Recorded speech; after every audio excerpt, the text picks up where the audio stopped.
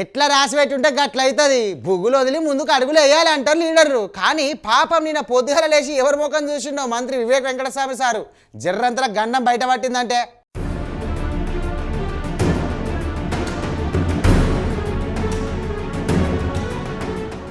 అరే సుట్టమై వస్తే దయ్యమై పట్టిందంట. అగో గట్లనే ఉన్నది గీ ముచ్చట గూట. నిన్న రాత్రి మెతుకుసీమ మెదక్లా మంత్రి వివేక్ సారు ఇండ్ల పట్టాలు వంచనీక పోయిండు. ముచ్చట చెప్పేది చెప్తుండగానే దాడి జరిగింది మళ్ళా. మరి ఏం దాడో చూడుండ్రి.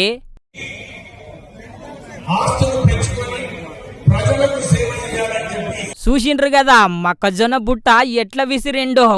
జర్ర మీదికి ఎగిరితే చాలు చక్కగా మంత్రి సార్కు తలకాయకు తలిగేది. ఇంతకీ ఆ మొక్కజొన్న బుట్ట ఎందుకయ్యా అట్లిసిరినవంటే నాకు ఇందిరమ్మ ఇండ్లు రాలేదు అందుకే కోపంలా గింత పని చేసినా అన్నాడంట.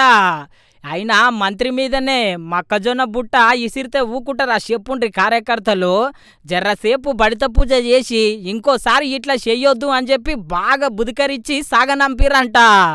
నర్సాపూర్లో మెదక్లో మేము పోయి వారితో చర్చించిన తర్వాత అందరు మహిళలు కూడా నేను మళ్ళీ పోయి వాళ్ళ గ్రూప్లలో పోయి కలిసి ఫోటోలు దిగి.